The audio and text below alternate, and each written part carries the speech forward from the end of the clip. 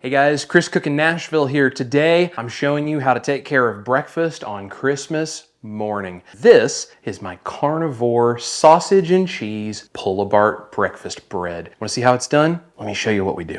All right guys, we are going to test the carnivore sausage and cheese pull-apart bread. Now, before Ash tries this, I tasted a little bite off of the side that I trimmed. And I told her, I said, I think as the bread recipes go, this may actually be the best one I've ever done. We'll see what she thinks. So you like sausage and cheese? I do. Yep, and you like pull-apart breads and those kinds of things? Pull-apart breads. We'll see if she approves of this, if this was to be a Christmas morning breakfast. So help yourself, it's already cut. You can just grab a piece and pull it off. So, okay, for starters, it smells really, really good. Look at that texture on that. That's really impressive. It literally looks like bread. It has like the air holes, like what you would call the creme of the bread. Easy to tear apart, but not soft and squishy. Oh, get out of here. Oh, wow. I just need to eat more. Wow.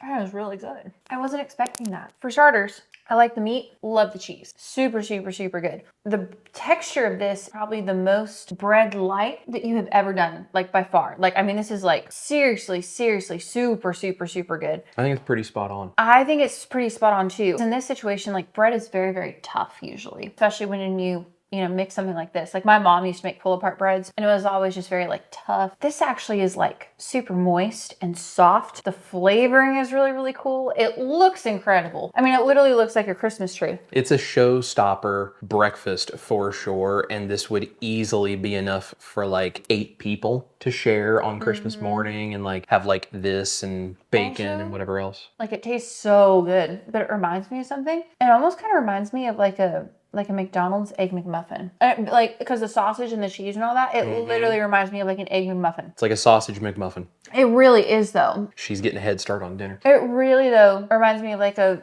McDonald's like egg and cheese McMuffin. Super good. And the flavors are so good. Wow. The fact that she's already eaten one piece and she just tore off another piece and she's continuing to eat tells me that she likes it because my wife is very kind and I have made egg-based bread type things for her before and she'll eat a little of it and be like, yeah, that's pretty good. But it's also not necessarily her favorite because she's trying to be encouraging when I was learning how to do all this, and she would eat a little bit and then she would find something else to eat along with it. She wouldn't keep going back for more. She would keep taking like a little bite here and there, but the fact that she's just eating this, I can tell you just by her reaction and the way she's eating, she's enjoying this and she really likes the way this tastes. I really am. I think it's so good. I mean, especially for something like Christmas morning or, something that I feel like used to be a big deal. This would also be good year round for like a Sunday brunch. If I came over to someone's house or you have family in town and you made something like this, I mean, this is fancy. Like this is some next level stuff. And I agree. This would be great for like a big family brunch kind of a thing. Oh, brunch, and Christmas morning is great you can too. put whatever fillings in it you want. Like I did sausage and cheese because that's a really popular combination. You could do bacon. I mean, there's a lot of different ways you could do this. You could use anything that you want. You basically just create whatever shape it is you want, whatever fillings that you guys want to use. If it's something like meat, it just needs to be cooked ahead of time before it goes in so that it doesn't sit in the oven. I think it's really fun, and you can honestly like mix up everything the night before with the exception of the egg mixture. You can have like your meat cooked and your cheese ready to go and all that stuff. Throw this down on a cookie sheet really quickly, throw it in the oven. It only bakes for between 20 and 30 minutes depending on your oven. It's ready to go for breakfast. I don't want you to get that big of a head, but this may be one of the best things you've ever made. I've said it. Like if you serve this to someone that was not on keto or carnivore, not realize that this is, like basically it tastes like bread. I mean, it really does. So I think they'd have a really hard time even trying to figuring out if it was bread or not. So I think you could serve this just to anybody, whether they were on a standard American diet or whether they were keto or carnivore. For sure, this is probably one of the best keto carnivore recipes you've ever made. And in general recipes, like I still would probably consider it one of the best. It tastes like bread and I can't get over the texture of it. Yes, it tastes like bread. Better than bread. Let's make sure the dog has some. What do you think about this? Oh, that was good. This dog eats better than I do. All right, guys. That's how my wife feels about the keto and carnivore pull-apart breads. So should I show them how to make it? Yes. Let me show you guys how to make it so you can have it for your Christmas brunch. Okay, first things first, I'm going to make a double batch of my flatbread mixture. I'm mixing the yolk and cream cheese mixture together here. I'm going to link that video down below, and I'm going to also put a card on the screen right now. And what you're going to do is make a double recipe of that. I'm going to put the amounts in the description down below, because the only difference that we're going to do in this recipe is I'm going to use extra egg white powder, and I'm going to use a little bit of extra melted butter. Otherwise, it's the exact same recipe. I'm just making a double batch. So when you can see here, I'm putting in extra egg white powder compared to what you'll see in that original flatbread video recipe.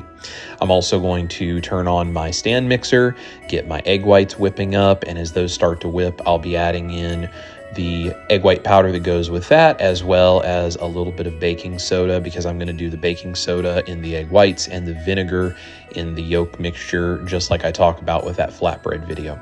So I'll link that. Make sure to go watch that once my egg whites are done here and they form a stiff peak, which you can see standing up on the mixer right there. I'm going to take this over. I'm going to fold these two together just like I do the flatbread recipe, and we'll go from there.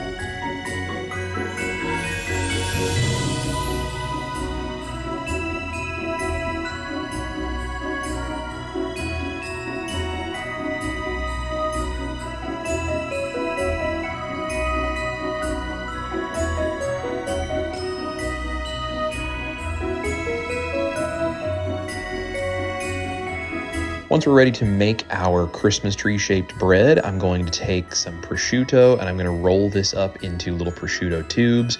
You don't have to do this, but I'm doing this because one, I want that hammy flavor of some prosciutto, and two, it's going to help contain the actual mixture as it bakes, just to keep it shaped a little more like a Christmas tree. So I'm just taking individual pieces, rolling them up, and then I'm going to put them on my cookie sheet in a triangular shape, and I'm going to begin putting my mixture inside of that so that I can create that Christmas tree shape. If you don't want to do this, you can just use some aluminum foil to do the exact same thing, but this extra ham flavor of that prosciutto in there with the fat that cooks out of it, it's really, really nice in this mixture.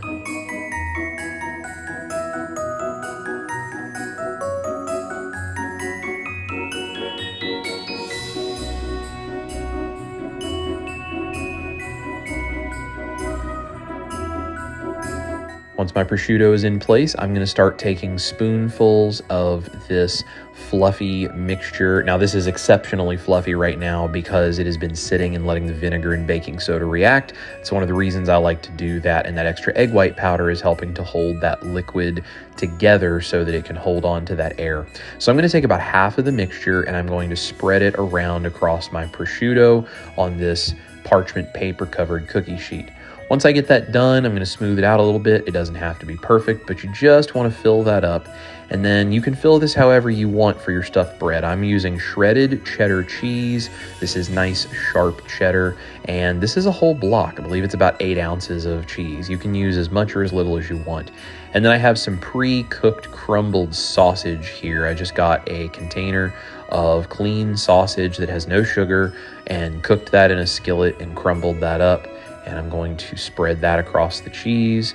And I'm kind of pressing this down just gently just to make sure that it's making really good contact. And I'm saving a little bit of each because I'm going to put that on top so you can tell what's inside. That's especially helpful if you make more than one of these. Then we take the other half of the mixture, we spread it over the top, and you'll see I'm going to take extra care to start in the middle and then go out towards the sides, but I am going to make sure that it starts to run down the side and that the mixture actually seals all of the sides. That's going to help hold all of your toppings in and just keep your bread really nicely contained in this sort of Christmas tree triangle shape. So I'm going to put the rest of my mixture on there, smooth that out, and then I'll show you how we finish this up to put it in the oven. So I'm just going to sprinkle a little bit of sausage that I had left over and some cheese over the top. This gives you a really good idea of what's on the inside in case you want to make more than one of these.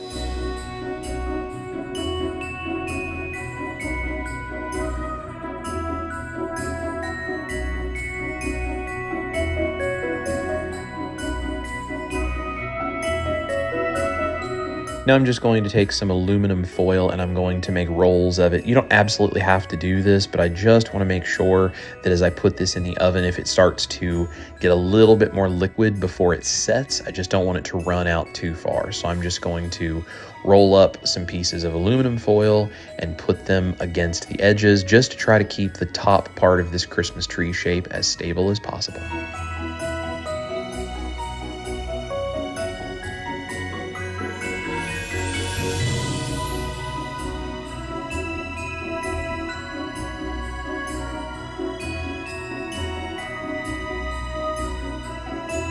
All right, this is ready for the oven. I'm gonna put this on the top rack of my oven carefully. And I have my oven set at 325 degrees, but I'm going to close the door and now turn it up to 400.